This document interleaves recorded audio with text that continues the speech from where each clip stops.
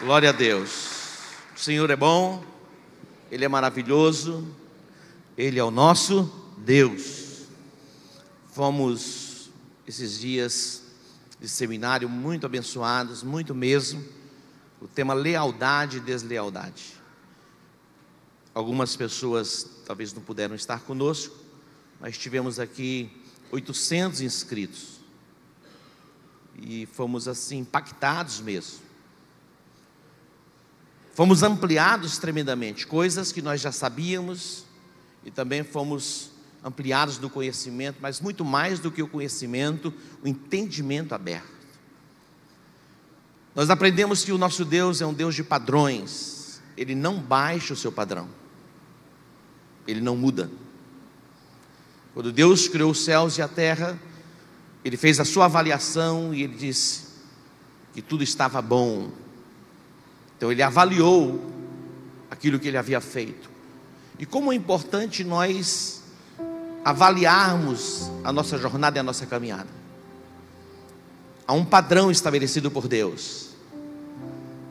Nós fizemos um certificado para aqueles que fizeram o curso, e aqueles que participaram dos 3 dias estão recebendo um certificado.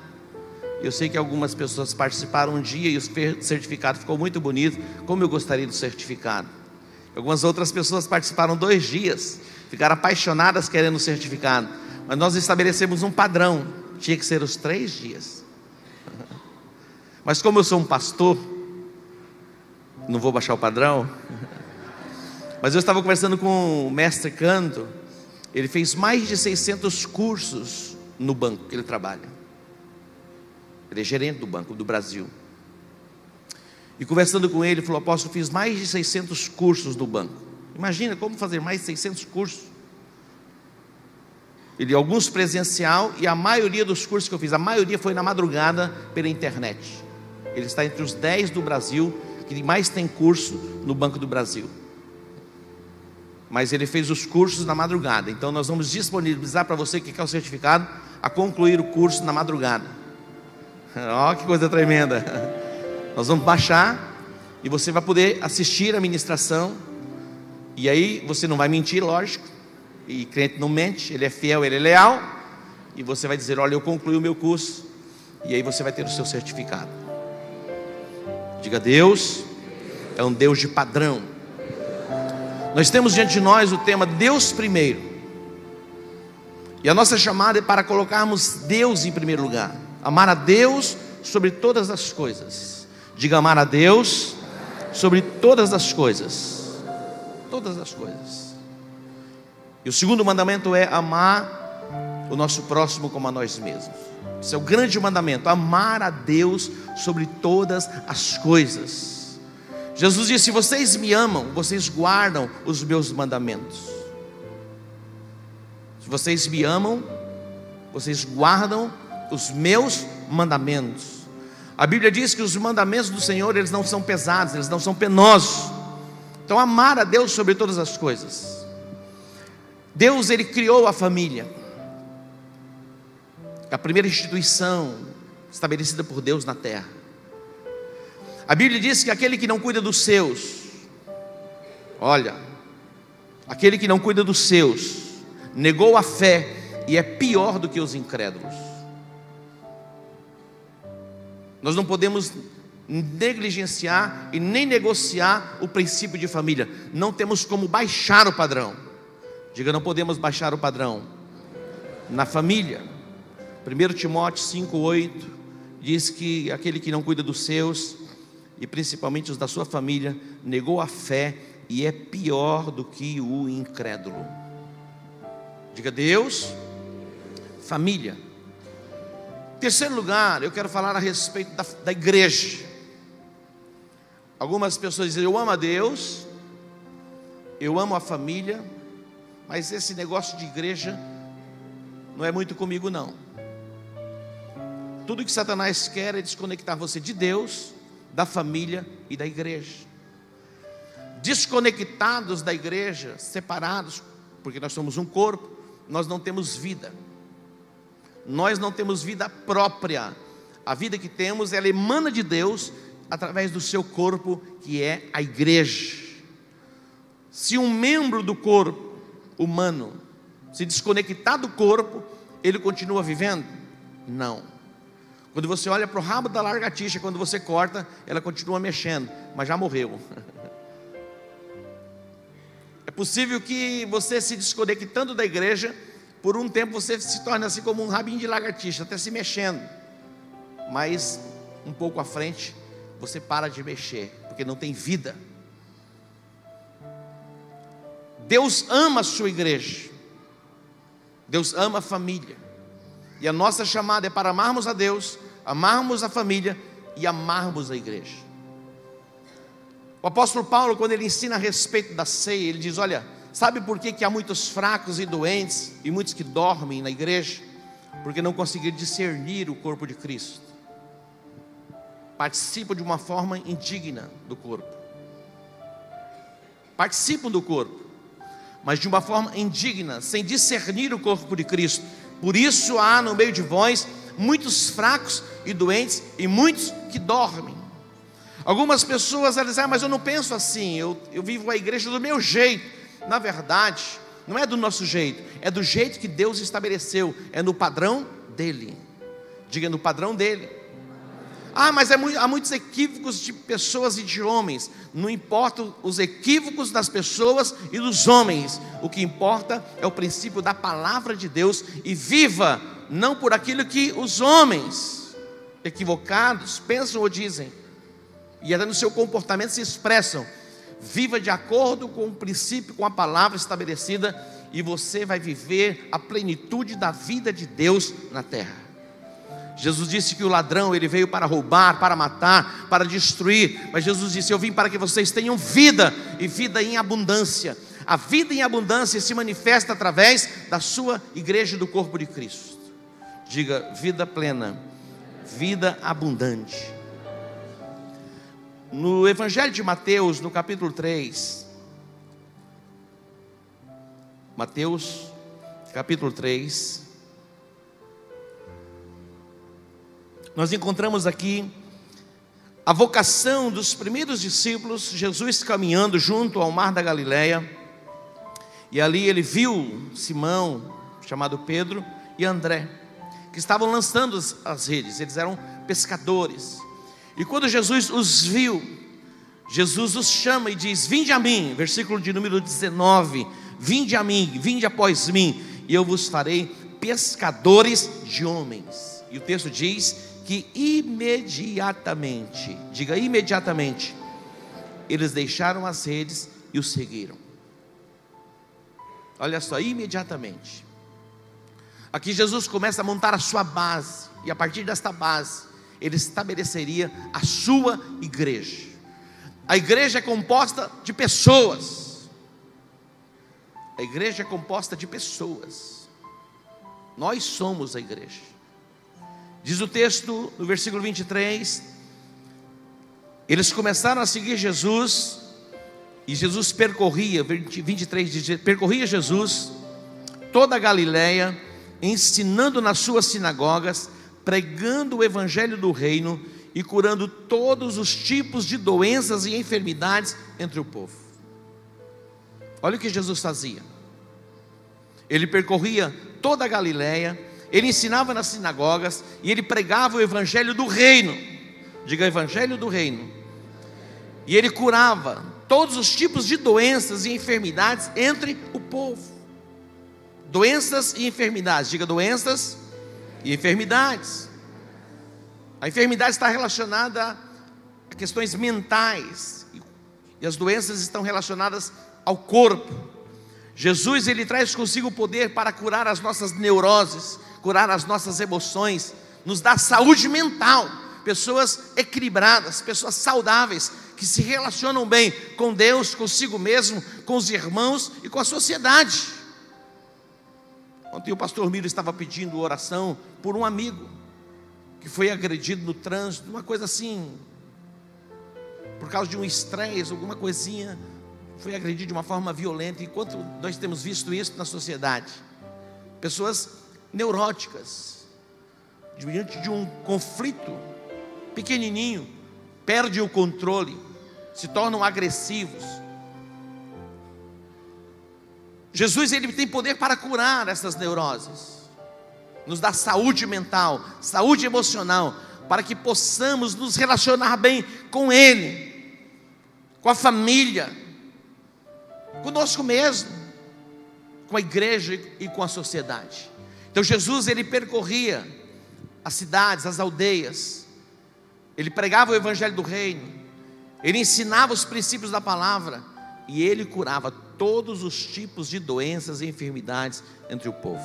Diz o texto, no 24, que a sua fama correu por toda a Síria, e traziam-lhe todos os enfermos, acometidos de doenças e tormentos, endemoniados, lunáticos, paralíticos, e ele os curava. Olha que coisa extraordinária.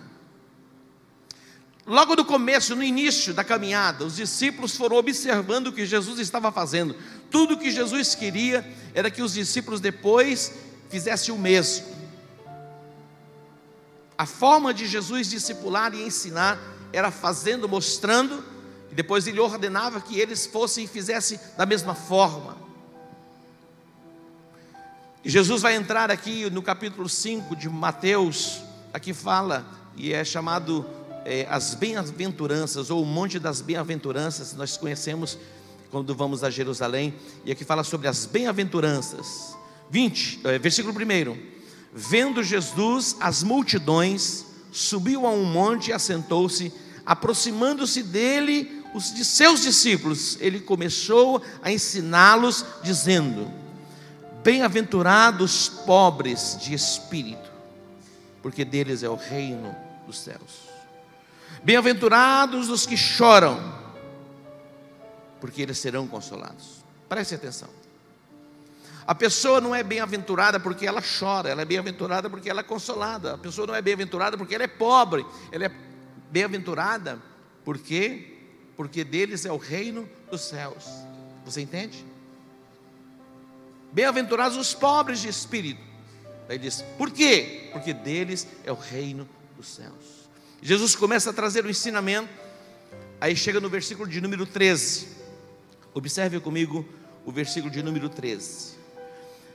Jesus vai dizer: vós sois o sal da terra. Vós sois o quê? O sal da terra. Depois ele diz no versículo 14: vós sois a luz do mundo. Vós sois o sal da terra. Se o sal se tornar insípido, com que se há de salgar? Para nada mais serve, senão para ser lançado fora e pisado pelos homens. Vós sois a luz do mundo. Não se pode esconder uma cidade edificada sobre um monte, nem se acende uma lâmpada e se coloca debaixo de uma vasilha, mas do candelabro, e ilumina a todos os que estão na casa. Olha o versículo 16: assim resplandeça a vossa luz diante dos homens, para que vejam as vossas boas obras e glorifiquem ao vosso Pai que está nos céus. Diga, esta é a minha chamada. Esse é o desígnio do Senhor, esse é o padrão de Deus para nós como igreja, sal da terra e luz do mundo. Queridos, o sal não é influenciado, o sal influencia. Quando você pega os alimentos e coloca o sal dá o sabor. Na verdade, o sal realça o sabor, dá um destaque. Eu sei que existem algumas campanhas para comer menos sal, e é importante comer menos sal um pouquinho, questão de organismo. Mas nós temos que tocar sal no mundo, amém? Não vamos diminuir o sal, nós vamos intensificar o sal. Diga para o seu irmão: você é o sal da terra, você é a luz do mundo. Imagina, hoje no nosso contexto de sociedade moderna, nós temos os refrigeradores que preservam umas coisas, mas no passado as coisas eram só preservadas com o sal. A importância do sal, e Jesus sabia disso, e ele fala a respeito disso, e diz: vocês são o sal da terra, vocês são a luz do mundo. Nós somos agentes de transformação para a sociedade. Não existe um outro meio de transformação de uma sociedade a não ser pela igreja. A igreja é o sal da terra, a igreja é a luz do mundo. Quando você entrar, e você entra em ambientes completamente degenerados, lugares devastados, nós entramos como pessoas. Existem contextos de sociedade completamente corrompidos, está se degenerando mesmo. Você sente como que um cheiro de putrefação. E quando nós entramos nesses ambientes, nós podemos perfeitamente entrarmos e sairmos sem sermos contaminados, mas sermos agentes de influência para transformação. A igreja é este agente de transformação e de mudança. Nenhuma outra instituição na terra foi designada por Deus para ser sal e para ser luz, a não ser a sua igreja. Não existe nenhuma outra instituição. O poder de transformação se manifesta na terra através da igreja. A igreja é uma ideia de Deus, é uma ideia divina, não é uma ideia de um homem. Não foi o homem que imaginou e criou a igreja. O próprio Deus a instituiu com um propósito: curar os enfermos, expulsar os demônios, libertar os cativos, dar vista aos cegos e anunciar o ano aceitável do Senhor. Nem os anjos, mesmo querendo, eles não podem ser agentes da anunciação do Evangelho. Isso cabe a mim e cabe a você. Não temos como orar: Deus envia os teus anjos para pregar o Evangelho. Lá na China, Deus envia os seus anjos para pregar o Evangelho. Nas periferias da cidade, Deus envia os seus anjos para pregar o Evangelho. Lá na governadoria, lá no Tribunal de Justiça, na Assembleia Legislativa, envia os teus anjos. Os anjos do Senhor não serão enviados para pregar o Evangelho. Eles cumprem uma outra função, designada por Deus, para intervir, muitas vezes para dar livramento. Tem demônio, fala igual o do Robert Dudu. Sossega aí, ó.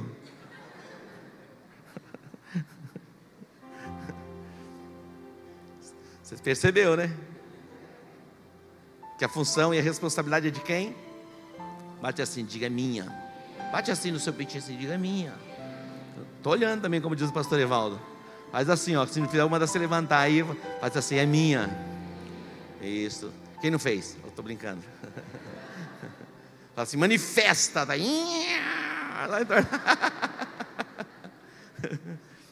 Uma vez eu estava orando com uma pessoa, tinha um gabinete aqui, e eu percebi no meu espírito quando os demônios chegaram. Impressionante, os demônios chegaram assim. No meu espírito, discernimento, eu disse: manifesta. Quando eu falei manifesta, o ninja manifestou. Falei: por que você está aí? Ele falou: porque você mandou. Então, se mandar, manifesta. Mas não vou mandar não, tá bom? Aqui, ele é dali para fora, em nome de Jesus. Algumas pessoas não entendem porque que aqui não manifesta muito demônio. Acho que não tem a glória de Deus. Tem, é que a gente deixa eles lá fora. E vai ficar lá, não vai entrar em você quando você sair não. Amém? Algumas pessoas falam: quando chegar lá fora, falam: vamos embora, chegou a hora. Diga: comigo não. Diga: quem vai comigo é o Espírito Santo. O poder e a autoridade está sobre a igreja. Vamos lá, Evangelho de Lucas, capítulo 9. Lucas, capítulo 9. Lucas, capítulo 9. Diz o texto: tendo convocado os 12, Jesus deu-lhes poder e autoridade. Diga: poder e autoridade sobre todos os demônios para curarem enfermidades. Então os enviou a pregar o reino de Deus e a curar enfermos. Diga: poder e autoridade. Quem é autoridade, ele tem o direito de fazer-se obedecer. Uma autoridade, ele tem o direito de se fazer obedecer. Nós estamos sob autoridade e os demônios se sujeitam a nós. Diga amém. Todo crente em Cristo Jesus, isso é para o crente. Isso não é para pastor, para evangelista, para profeta, é para toda a igreja. Essa é a consciência que precisamos ter, porque em alguns contextos de igreja, eles acham e até ensinam que quem tem autoridade para expulsar demônio é pastor, é apóstolo, é profeta, ou é um evangelista, ou mesmo mestre. Em alguns contextos nem mestre pode. Mas quem tem autoridade para curar enfermos, expulsar demônios e anunciar o reino de Deus, estabelecer o reino de Deus, é a igreja. E eu pergunto aqui, quem é a igreja? Diga, eu sou a igreja. Então você tem autoridade, você já está investido de autoridade para estabelecer o reino de Deus. Mateus capítulo 16. Mateus capítulo 16, Jesus, ele está projetando a igreja. Ele está falando de coisas que a igreja iria fazer, de coisas que a igreja iria ser. A igreja ainda não tinha sido estabelecida. Jesus estava discipulando, formando uma identidade. A igreja só vai ser estabelecida em Atos dos Apóstolos com o derramar do Espírito Santo. Mas Jesus está falando com pessoas a respeito da igreja e a autoridade que estaria sobre a igreja. Em Mateus capítulo 16, diz o texto no versículo 13, Mateus 16, 13, se puder projetar ali, 13, Mateus 16, 13, isso. Tendo Jesus chegado às regiões de Cesareia de Filipe, interrogou os seus discípulos dizendo: quem dizem os homens ser o filho do homem? Então Jesus faz uma pergunta a respeito de si mesmo. Interessante, porque nós temos medo de fazermos perguntas a respeito de nós mesmos, não temos não? Muitas vezes Jesus pergunta e eles responderam. Uns dizem que é João Batista, outros Elias, outros Jeremias, ou algum dos profetas. Eles dão as respostas que as pessoas davam e pensavam ser Jesus. Uns achavam que Jesus era João Batista, outros Elias, outros Jeremias e outros, alguns dos profetas que tinham vivido no Antigo Testamento. Versículo 15. E Jesus vai ser direto com os discípulos, vai perguntar a eles, dizendo: mas vós, perguntou-lhes Jesus, quem dizeis que eu sou? Mas vocês, eu quero saber de vocês. As pessoas da sociedade, eles pensam assim a respeito de mim, mas o que vocês pensam ao meu respeito? Vem a resposta, 16. Respondeu-lhe Simão Pedro: tu és o Cristo, o Filho do Deus vivo. É a resposta. E Jesus vai dizer a ele no 17: não foi carne, disse-lhe Jesus: bem-aventurado és tu, Simão Barjonas, porque não foi carne e sangue que te revelou, mas meu Pai que está nos céus. Então você está tendo a revelação, o entendimento e o discernimento de quem verdadeiramente eu sou. Tu és o Cristo, o Filho do Deus vivo. 18. Pois também eu te digo que tu és Pedro,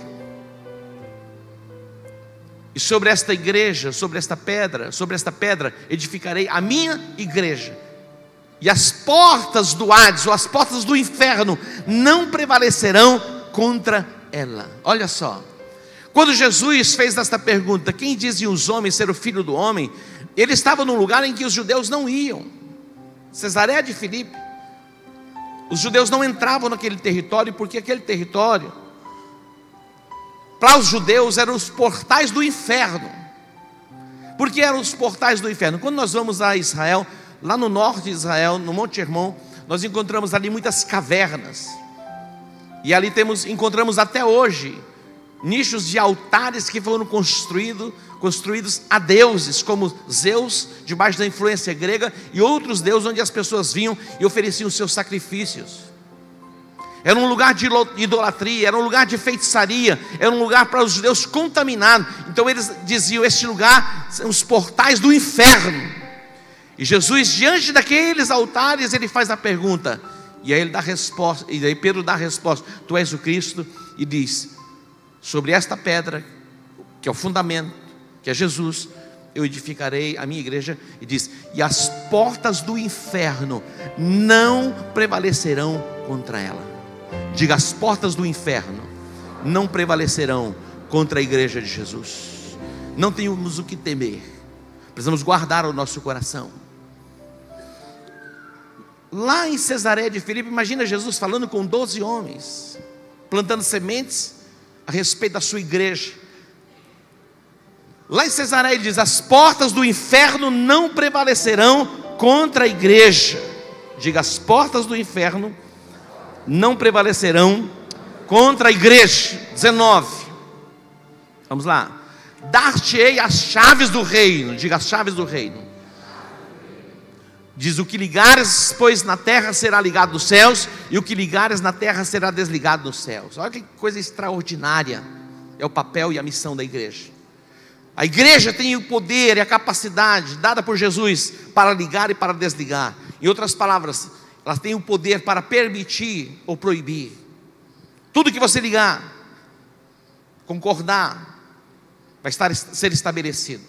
Então a igreja tem o poder em si para desmantelar, frustrar, aniquilar as obras de Satanás numa cidade. Por isso a importância de nós como pessoas, como corpo de Cristo, termos o entendimento, a compreensão espiritual. Queridos, a nossa religiosidade não impressiona Deus, não. É o entendimento aberto. O que impressiona Deus e que agrada a Deus não é se você passa um batom, se você tira uma... Não é nada disso. É o entendimento, é a compreensão de quem nós somos e o desenvolvimento daquilo que fomos chamados para fazermos, executarmos, que é o estabelecimento do reino. Nós podemos numa cidade aniquilar, paralisar, desmantelar e frustrar as obras de Satanás. Eu estava na Bolívia em 1996. Deus me deu uma visão das coisas que estavam acontecendo no Brasil naquele ano. E algumas informações estavam chegando via satélite. Eu ouvi algumas coisas e o Espírito de Deus foi claro a falar comigo. A igreja pode neutralizar, paralisar as obras de Satanás, aquele que veio para roubar, para matar e para destruir. A igreja de Jesus tem poder para isso. Mas fala de um posicionamento e de uma postura espiritual. Diga: esta é a minha chamada. Quando o evangelho chega em Samaria, o apóstolo Paulo, ele perseguia a igreja. E os dispersos, eles saíam dos seus lugares, por onde eles iam pregando o evangelho. Filipe, ele vai a Samaria, ele sai de Jerusalém e ele vai para Samaria. Observe comigo no capítulo 8 de Atos, Atos capítulo 8. Atos capítulo 8.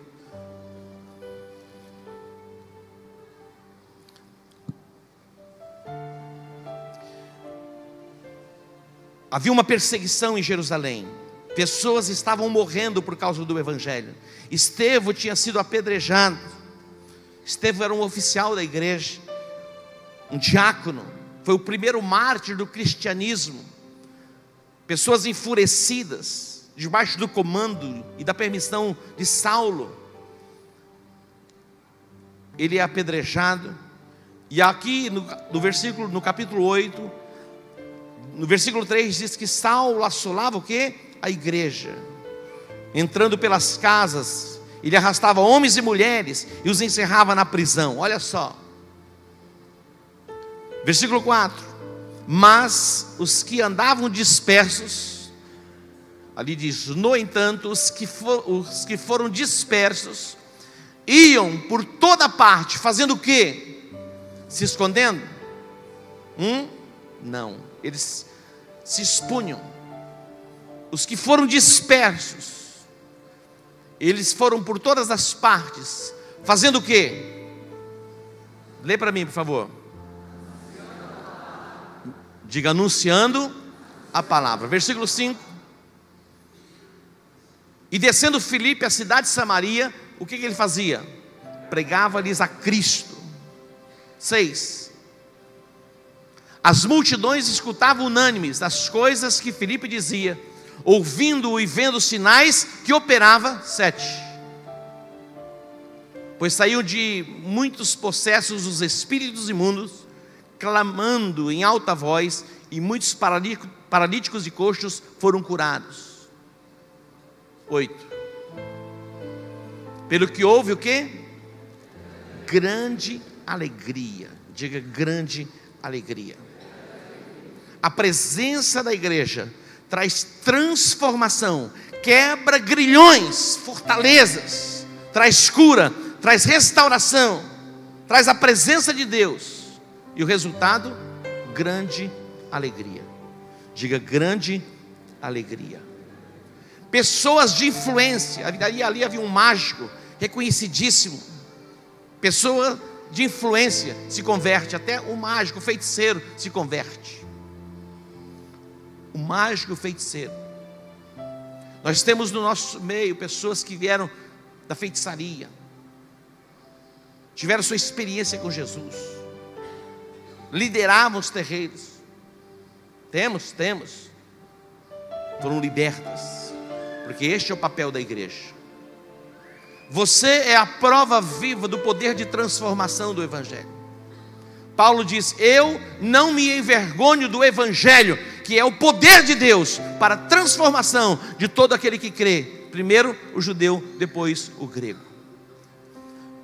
Muitas pessoas do mundo hoje estão extasiadas. Muitas pessoas estão sem entender, sem compreender. E muitas pessoas estão como que revoltadas. Quando Justin Bieber cancelou as turnês e começou a cantar alguns louvores para Deus, nem nós como igreja entendemos. Até quando vai durar esse negócio aí? Vamos ver. Sabe o que a gente tem que fazer por ele? Orar. Orar. Deus sustenta esse menino. Porque na nossa perspectiva, a gente já pensa assim: quero ver até quando vai durar. Meu irmão, você imagina a pressão sobre a cabeça desse guri. Ele tinha tudo aos seus pés. Tudo. Estou falando tudo mesmo, é tudo. A mídia está sem entender, sem compreender. Eu vi uma fotografia essa semana, até o Safadão se converteu. Vocês viram isso? Não? O forrozeiro lá do Ceará, cabeludo, agora cortou o cabelo. O cabra se converteu. Por que você não se converte? Se até o Safadão se converteu?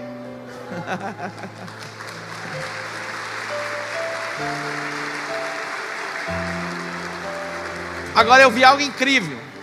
Eu vi uma foto do goleiro do Corinthians, Cássio, se batizando. Vocês viram essa foto? Está ali? Tem ali?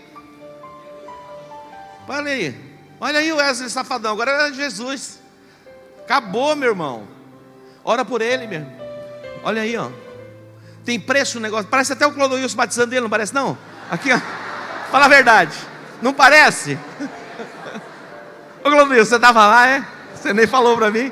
Olha como parece demais. Tem o Justin Bieber aí? Esse povo é esperto. Olha aí. Tem som.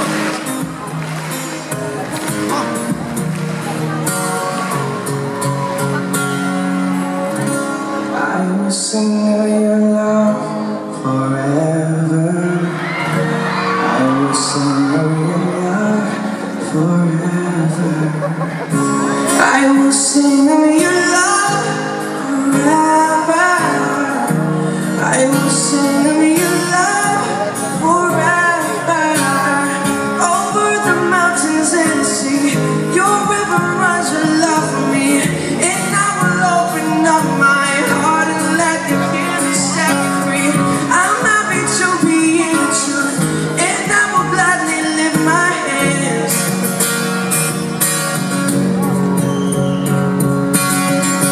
I will sing of your love forever. I will sing of your love forever. Tá bom. Senão a gente ia passar a tarde toda ouvindo o menino. Ore por ele. Ore por ele. Ore pelo Wesley, que agora já não vai ser mais Safadão, vai ser Wesley de Jesus, no nome de Jesus. É motivo para nos alegrarmos. Lógico que nós temos que blindá-los. Pergunto: você é tentado? No tamanho que você é? O cara está andando de jegue, é tentar. Agora imagina os cabras desses aí. Então nós temos que sustentá-los em oração, ao invés de, diante de um ato qualquer deles, de uma vacilada, a gente criticá-los, blindá-los. Mas é o poder de Deus. As portas do inferno não prevalecerão contra a igreja. Quero encerrar aqui. Jesus chegou para Simão, para Pedro e disse: Pedro, você me ama? Ele falou: lógico que eu te amo. Passa um pouquinho de novo, Jesus chega: Pedro, você me ama?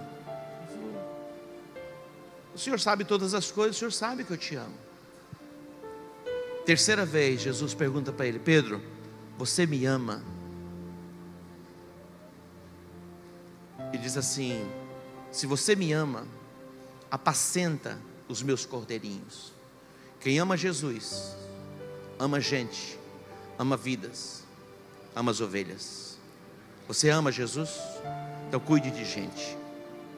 A sua casa, abra para gente ser consolidada.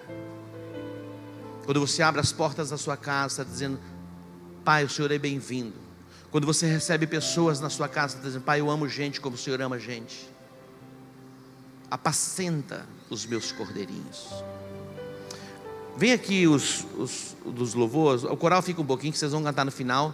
E está muito lindo, muito ungido. Mas eu preciso deles para a gente cantar essa ministração, para vocês ficarem um pouquinho. A gente vai poder cear daqui um pouco, mas antes de cear, nós temos algo profético. Diga profético. Queridos, nós como igreja temos uma chamada. Jesus preparando a igreja. Ouça o que eu vou dizer para você. A Bíblia diz que a vereda do justo é como a luz da aurora, que vai brilhando mais e mais, até ser dia perfeito.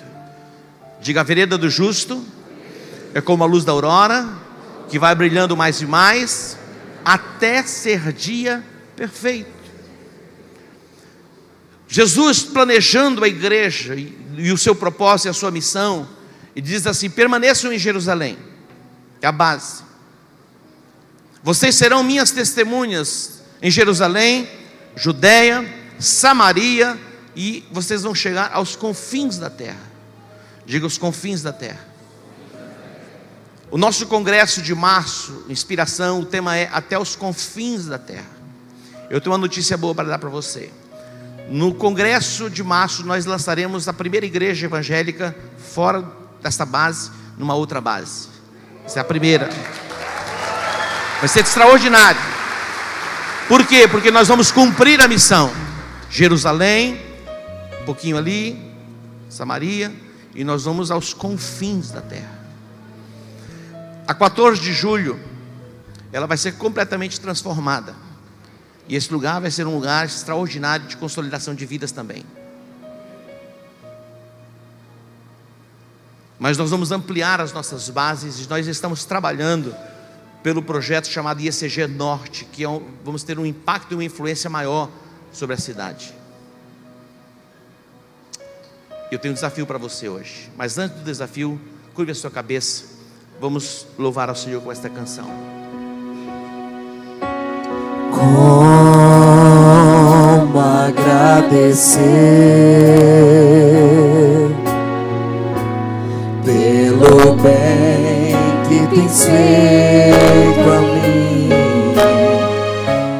que vem demonstrar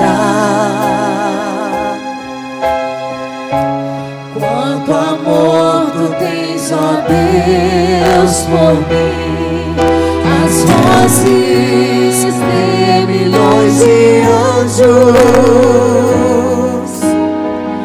não poderiam expressar a gratidão do meu pequeno ser, que só pertence a ti.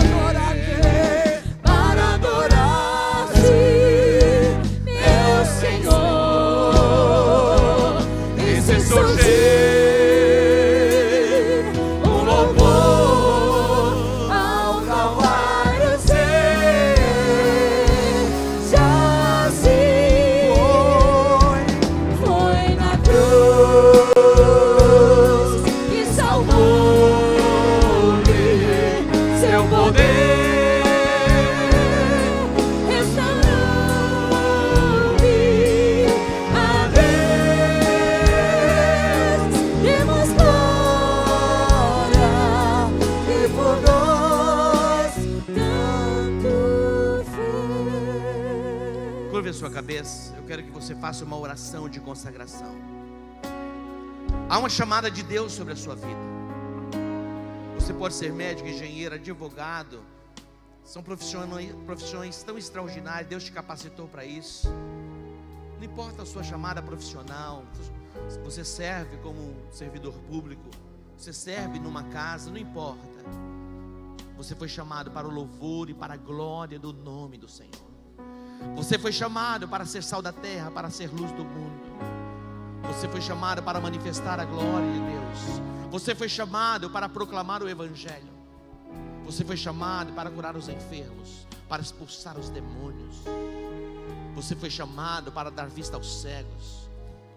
Vós sois a geração eleita, o sacerdócio real, a nação santa, o povo adquirido, com um propósito: anunciar as grandezas daquele que nos chamou das trevas para a sua maravilhosa luz. Com um propósito: anunciar as grandezas